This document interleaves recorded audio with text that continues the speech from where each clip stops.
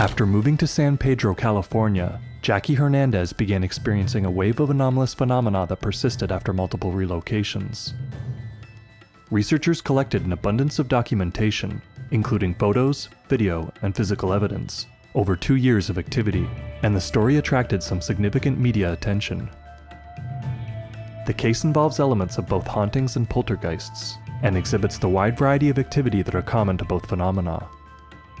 It also compels researchers to question their categorization of different anomalies, and seek a more comprehensive explanation for anomalous phenomena. In the fall of 1988, Jackie Hernandez was 23 years old with a 2-year-old son, and pregnant with her second child. She and her husband Al had just decided to separate, so she moved into a small bungalow in San Pedro, California, just outside LA. Jackie was still finishing her degree and struggled to pay her bills, but she was hopeful for a fresh start. Almost immediately after moving in, however, strange things began to occur, beginning with a pencil holder that flew off the desk as she walked by. Roughly a month later, Jackie heard what sounded like pebbles falling through the walls. Then, for many nights after, she heard a high-pitched sound that seemed to come from the attic.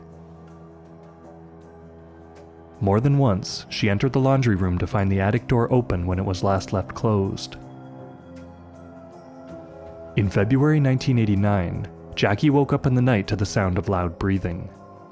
On her way to the washroom, she saw the apparition of an old man staring at her while sitting cross-legged on her son's bed. She said that he looked around 60 years of age and was very thin, with a grayish complexion like a corpse, and wore a red flannel shirt tucked into high-water pants. When she looked back again, he was gone.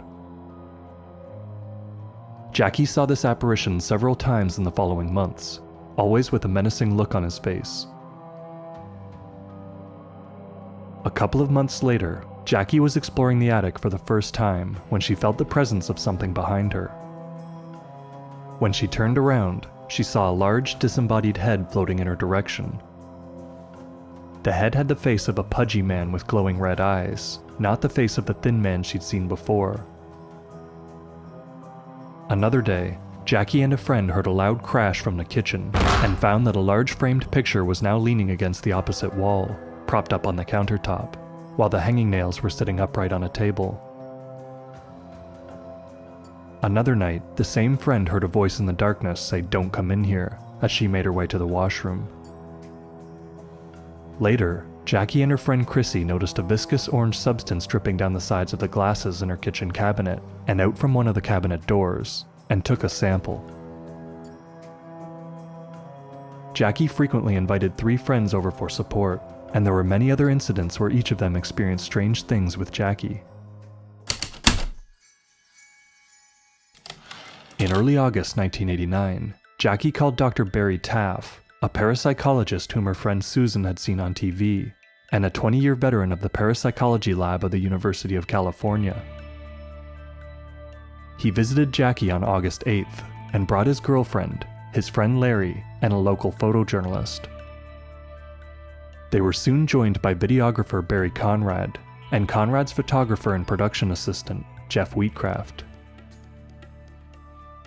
Susan, Chrissy, and Al were already at the house.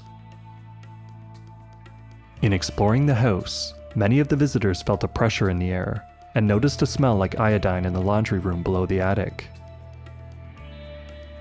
Skeptical of Jackie's story, Jeff volunteered to go up into the attic and took some photos in the darkness. He soon climbed down again, saying that he saw movement in his peripheral vision and had a feeling of being watched. As Jeff went back up to take a few more pictures, Al heard a menacing voice in his ear downstairs. Just then, Jeff felt something yank the camera from his hand, and he hurried down from the attic, shaking and pale. He and Conrad then went back up to retrieve the camera with a portable light, and found it pointing face down inside a crate. The lens was discovered 4 to 5 meters away, completely undamaged. All the while, there was a foul stench in the air like decomposing flesh that slowly intensified. Hardly a minute into recording, the video camera lost power, though the battery was far from low. The recorder deck had its own separate battery as well, meaning that both sources had to have failed at the same time. Even with fresh batteries, the equipment wouldn't power on until it was downstairs. As the men were leaving the attic, Jeff was pushed by a cold, bony hand on his back that left him in significant pain, and a chiropractor later confirmed that he had traumatic internal bruising. When he and Conrad returned to the main floor, they heard footsteps from the attic. Jackie had the attic door yanked from her hand, and the crew heard scratching and pounding sounds, as well as an unintelligible conversation between a man and a woman that soon faded away. Yes. Quiet, everyone. Shh, quiet.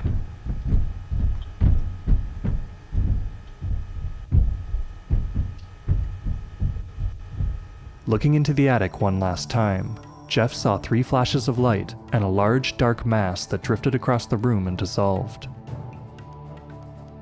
Upon waking the next morning, he claimed that he saw the apparition of a dead-looking man, and he and Conrad found a comet of light in a photo that Jeff had taken before being pushed. It was the first of many lights to appear on film. Weeks later, Conrad filmed Jackie's front gate opening and closing by itself, and found a fast-moving light in the footage. Jackie experienced a range of unusual phenomena over the next few weeks. Some were quite benign. Once, Susan and Jackie saw floating balls of light, one of which flew over to the doll shelves and illuminated the eyes of a doll. In August 1989, Chrissy and Jackie saw a number of small, fast-moving lights dancing around the kitchen ceiling in a light film of smoke. The balls repeatedly broke apart and rejoined, and after about 15 minutes, they collapsed into one little ball and disappeared, but not before Jackie got a few photos.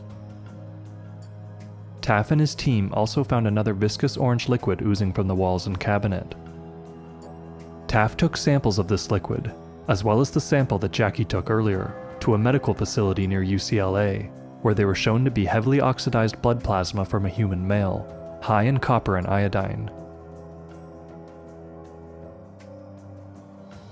Other anomalies were decidedly more hostile. One evening, a friend of Conrad's visited the house and poked his head into the attic. He then heard a moaning sound, and at the same time, Jackie felt cold hands push her from behind, leaving red streaks on her back. On September 1st, Jackie was awoken in the night by something heavy pressing down on her face, preventing her from breathing. She saw nothing, but smelled an odor like a rotting corpse. The activity peaked on September 4th. Lights turned on and off, a door slammed closed on Jackie, and objects flew across the room. Susan came over for support, as did Conrad, Jeff, and their mutual friend, Gary. Jeff and Gary went up to explore the attic, and smelled the rotting odor, while Jackie and Conrad saw lights in the laundry room below, and everyone heard what sounded like finger snaps. Later, Susan saw a flash of white light above them, and heard moaning from the attic. Just then, Gary spun around to see Jeff suspended by a clothesline tied around his neck, and hanging from a nail in the rafter beam. The crew had searched the attic before, and never found a clothesline. As Jackie's kids waited on the porch that night, a red mark appeared on her daughter's forehead. That the presence would target her kids crossed a line for Jackie, and by 3 a.m., she moved out for good. A few weeks later, she moved to a trailer home in the town of Weldon, California, a 3-hour drive from San Pedro, and for a while, the activity stopped. However, in March 1990, Al was napping at her trailer when he got up and went outside to the storage shed. Jackie watched as he stood there staring into the shed before coming back into the trailer. At this point, a plume of smoke flew into the back of his head, and he started to attack her. Jackie fought him off until the smoke flew at the back of his head and disappeared, and Al returned to normal. The next morning, Jackie found his name written all over the closet walls. Jackie's babysitters experienced strange things as well. 16-year-old Tina Lawler saw a dark gray shadow in the trailer, as well as several anomalous lights, and found red slash marks on the walls. Later, Jackie and Tina found that a lamp had fallen onto the bedspread and left a burn mark that looked like a horned face. On the morning of April 1st, Jackie's neighbors were helping her move a large TV when they all saw the face of an evil, corpse-like old man with moving eyes in the corner of the screen. After this event, activity in and around Jackie's trailer increased. Doors opened by themselves, the sofa levitated, and Jackie heard tapping at the windows and voices from the shed. She also saw human apparitions and skeletal figures here.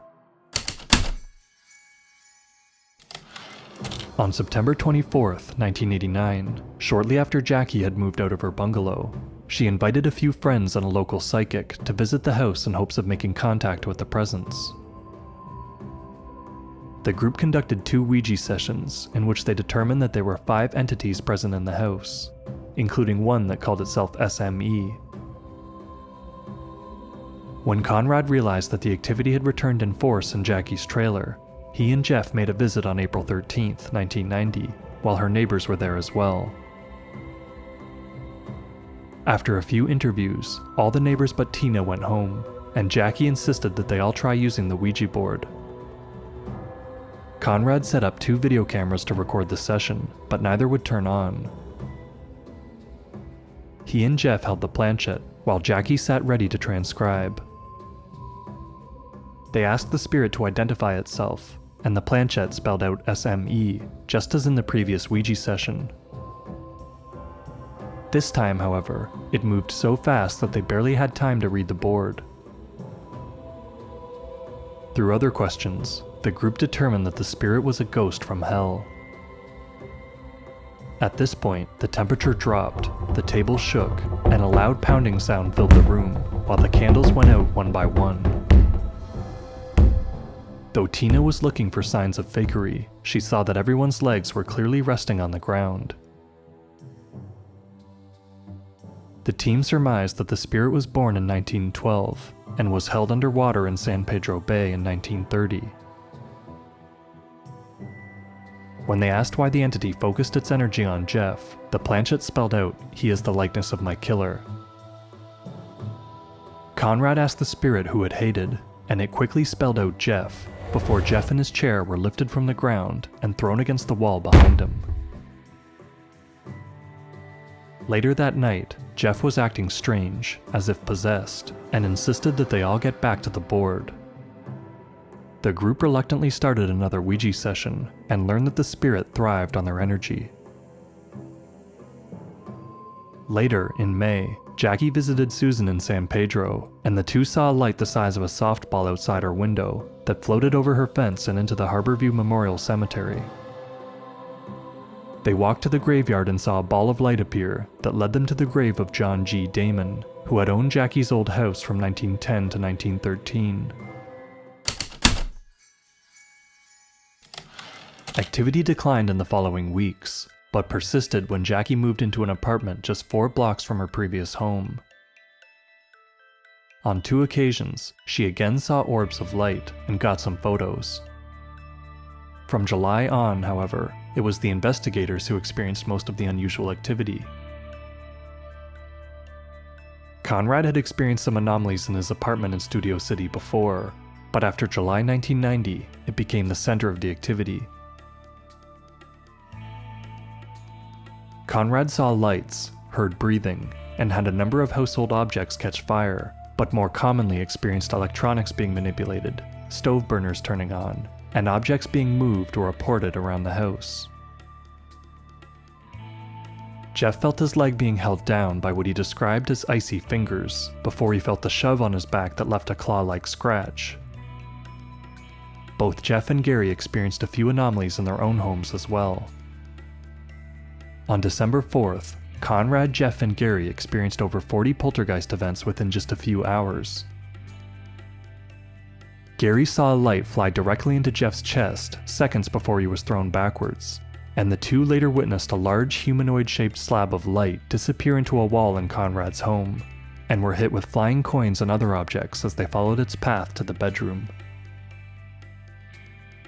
After this night, the activity around Conrad decreased, as it did for Jackie. For several years after 1990, Jackie still felt a presence, but eventually no longer experienced any anomalous activity. In 1991, Conrad's new cleaning lady told him that she saw the same apparition of an old man that Jackie saw, with the same red flannel shirt and pants. At the time, she was staying at her boyfriend's place, just a few blocks from the bungalow, but had never heard of Jackie. In 1996 or 7, Jackie, Conrad, and Taff returned to Jackie's initial San Pedro home with a video crew from the TV series Strange Universe. The crew heard cracking and pounding sounds from the attic, and their audio and visual equipment consistently failed inside the house.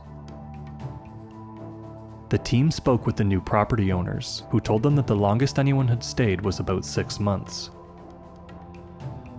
Tenants saw and heard a variety of strange things, and said that objects were thrown at them, and that kitchen items moved around the house.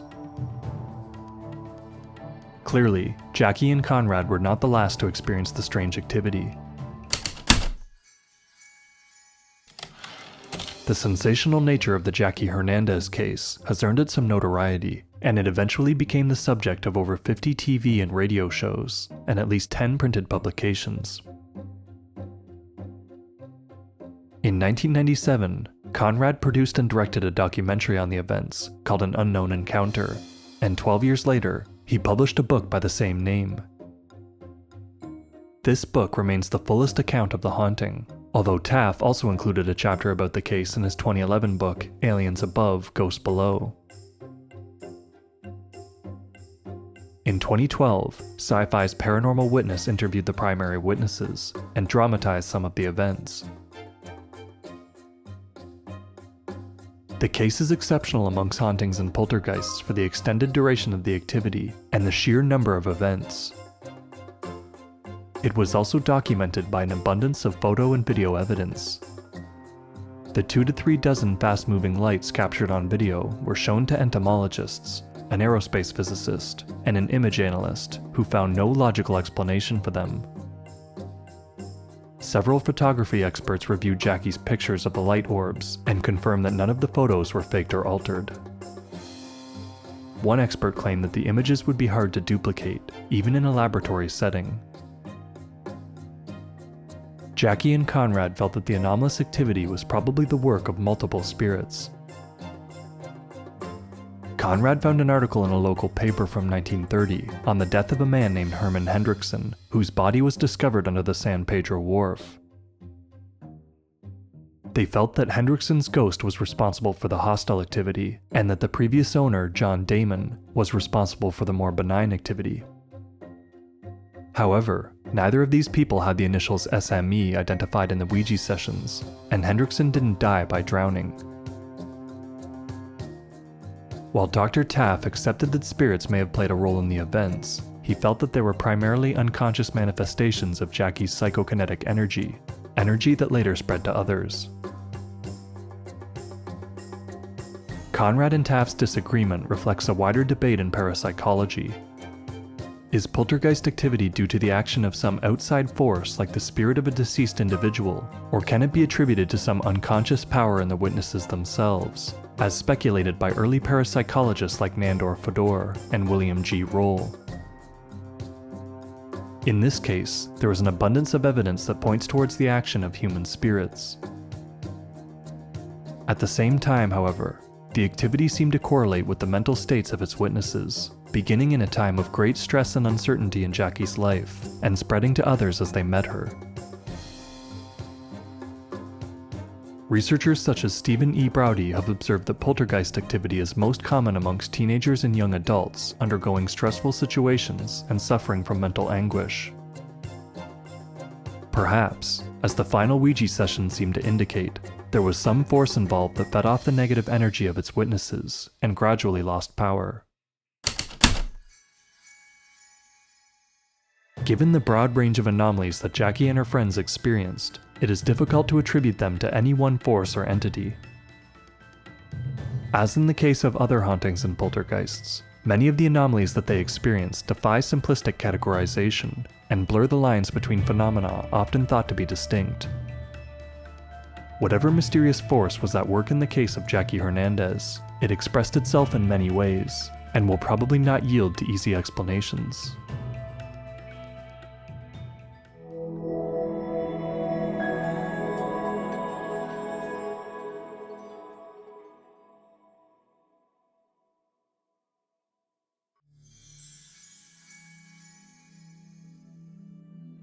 Hey guys, if you want to help me release more content, the best way to do it is to support me on Patreon. You can give as little as $1 a month. Click the link.